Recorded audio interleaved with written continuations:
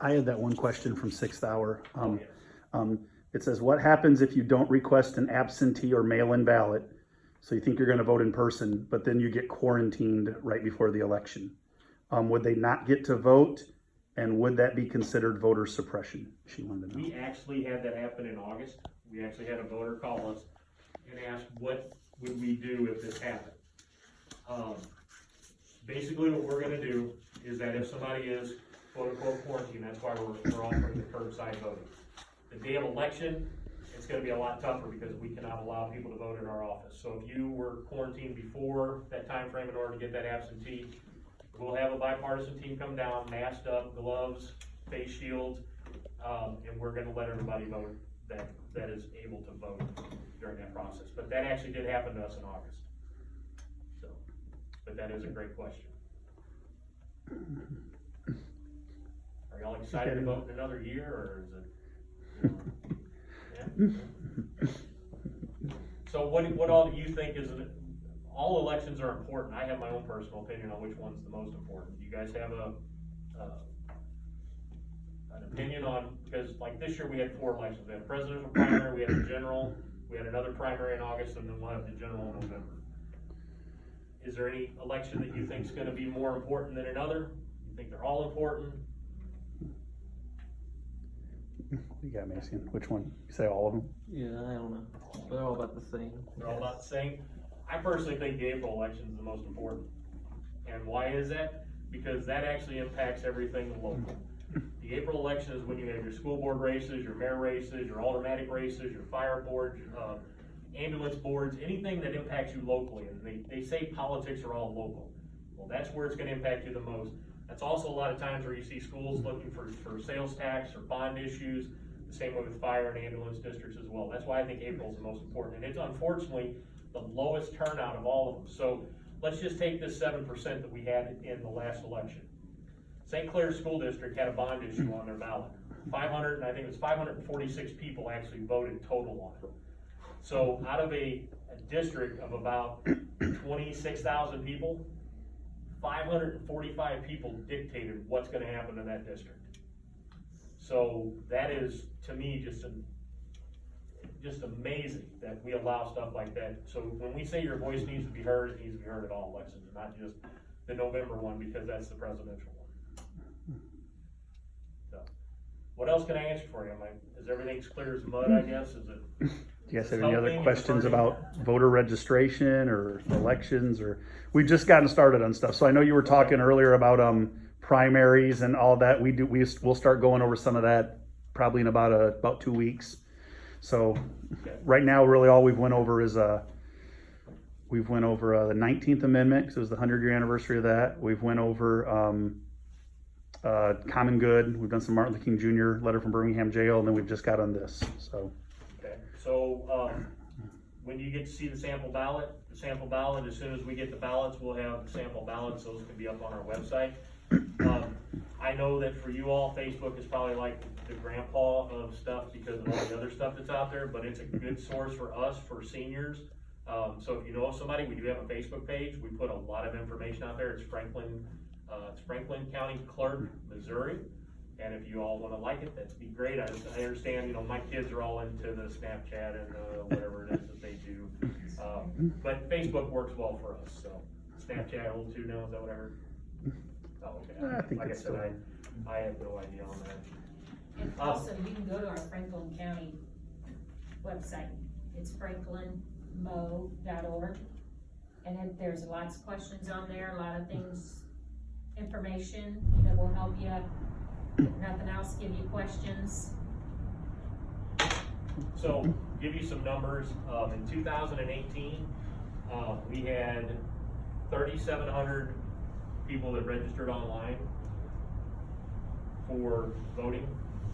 In 2020, that number has gone up to 7,800. And that has just been from January 1 to now. Those numbers were current as of today. One thing I would tell you though, is that online is great, but the state and the DMV are about 2 weeks behind on getting us information. Best way to register to vote is either go to the library or to come to our office and vote. We do voter registration drives all the time. COVID has kind of put a little damper on some of that stuff, but it's better to do it in person than it is online sometimes, especially for this, then you know it gets done. Another thing that people, this is just for generalities, as you all move across your life, and if you don't stay in Franklin County, or even if you just move, every time you move, you must let the county clerk, wherever you're at, know that you moved in order to be able to vote in that area that you're in. People think, well, I went to the post office and I did that. That's just for the postal service. If you do not register with us, basically all you're doing is an address change. You're not re-registering to vote. If you don't do that, then we cannot have you voting in the precinct that you have. And keep in mind, even if you just moved across the street, sometimes that changes lines on where you're at. And I'll give you, again, a prime example. I have a piece of property that I used to own in Pacific that we were gonna build a house on. And because I had aspirations to run for a state rep position, we looked at where the line was at, and literally, if my bedroom was on this side of the house, I would have been in one district, and if I'd have been on this side of the house, you'd been on another district, because it's where you lay your head. So, if you move, make sure you let the clerk's office know that you moved. And again, it doesn't matter if it's Franklin County, Gascony County, wherever. It's just always good to let them know. That's here. I lived, where are we at right now? I lived right down the road here past the roundabout. There's like some duplexes, and I lived in those, and I think I voted at the Zion Church. And then we moved to Young Ridge, like by the animal veterinarian clinic up here by the one by Mobile. And we lived on Young Ridge, and then we voted at the Lutheran Church. And I didn't get my address changed, and I showed up at the Lutheran Church and I couldn't vote because my polling place was 100 feet across the road, but that's where it was. So yeah, that's something else, and that does happen. It happens more than what you think. Mm-hmm. I had another question. I was just this is just kind of a selfish question. Sure. You talked about where to get registered best.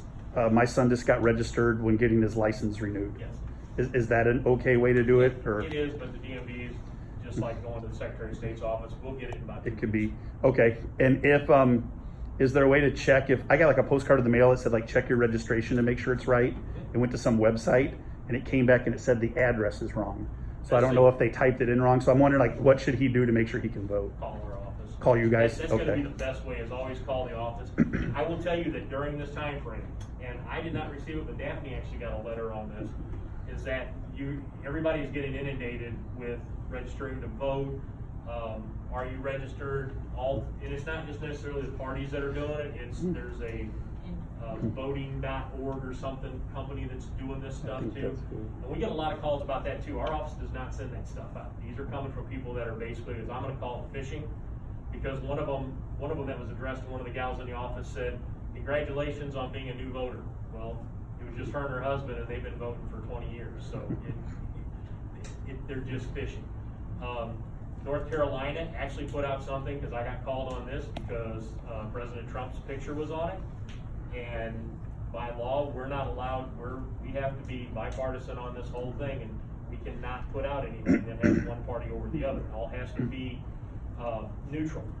So I was getting asked, why did this get sent out? Well, if you looked at where it said paid for by, it said paid for by the Republican Central Committee. That's not the clerk's office, but they had everything in a nice little envelope and letter that looked like it came from a governmental agency, and it wasn't. So when in doubt, look and see, because they always have to put on there where it was paid for by. That's one thing that the ethics committee makes sure of, is that stuff has to be paid for by whoever. So those are other things that people see and hear. What else would y'all like to know? Want to take a nap? It's early. Congratulations. It's late if you've been up all night playing video games. Do what? It says late if you've been up all night playing video games. Nobody does that. Sure about that? I know my kids do. What kind of questions can I answer for you? Got any more? I think some of the ones, from the articles that I read, that helps a lot. Like what you guys, it answers some lines like the notary, how it doesn't cost money. I know that was one of the questions I heard about the quarantine. So there is a lot of misinformation out there. As we all know, if it's on, the internet, it's true. It's all true. The media is hyping an awful lot about election securities and all that. You all should feel very fortunate. Franklin County is very secure. Last year I went to a cybersecurity audit, and Franklin County actually ranks in the top 5% in the state for security. and we're improving on that all the time. So these horror stories that you hear from other areas, you know, they do happen, but it doesn't mean it happens in every county. There's 114 election authorities throughout the state. Actually, there's 116 if you count the counties. There's 116 election authorities throughout the state, and every one of them cares very much about the election process and making sure that it's done right and properly, so everybody knows the results as soon as they can. Because that's another big thing too. Everybody keeps saying, oh, this election's gonna be pushed off. Our goal is to still have every ballot counted. We will not leave until everything is done that night. So we hope to have everything done by 10 or 11 o'clock through a normal process. The absentee ballots would be the only thing that might be a little later, because if we get 7,000 of them in, that's gonna take us a little longer to process. St. Louis County, for example, though, just to give you guys some numbers on how different absenteeism is in St. Louis County versus Franklin. The August election, they had 96,000 absentee ballots. We had roughly 1,800. But they also have 750,000 voters. We have 74, but that's still a lot to be processed. They started by statute, you start 5 days prior. They started those 5 days prior, literally worked through the night to get everything processed. They had everything done. They're estimating to get 250,000 ballots in absentee for St. Louis County, is what the election authorities down there are looking to process. So that's astronomical. They brought in 30 different teams to do this. We bring in about 6. So big difference on that. Do you guys anticipate hopefully when COVID's all done, that it'll go back more to normal, like in fewer mail-in votes, or do you think this is something that's just gonna keep growing? That's a great question. I would venture to say that this is going to be something we're going to see continuous regardless. But this particular bill, this House Bill 631, which is the mail-in / COVID excuse, actually sunsets December 31st. So unless the legislature brings it back up in next session, which I'm sure they will, it does sunset. So that's where we'll slowly see. But I would suspect, with that being said, we've also increased our number of permanent disability. We had about 730 permanent disability. That means that they're automatically sent a request for every election. That number's gone up to about 1,200. So we've had a lot more seniors that have gone to the permanent disability. The other great thing that I can tell you about Franklin County is we have 41 precincts. Everyone has been open during both of the last elections. They're all going to be open for this one. Other counties had to consolidate down for their precincts. We've also had enough workers to work all these polls. Now, it's been very trying on Daphne and her predecessor before her, but we have been fortunate. We have a bunch of great people here in Franklin County that want to make sure the elections are held properly and right. And being able to vote in person. Where are all of our precincts, just so they know? You have to ask me that. Well, yeah, ECC, right? In Union, we've got ECC, we've got the Lutheran Church, just right down the road here. We've got the Firehouse up here. We have... Is there the Methodist Church right down the road here too? Yes, the Methodist Church. Okay. The old City Hall auditorium Okay. is a polling place, and then Krakow would be that's kind of Union / Washington. Okay. So yeah. Cool. What else you want to know? Good. I guess we're good. Okay. All right. I appreciate you guys letting me come in and talk. Hopefully I didn't bore you too much. No, I'll tell you that's all good. kinds of wonderful stories. I got great stories.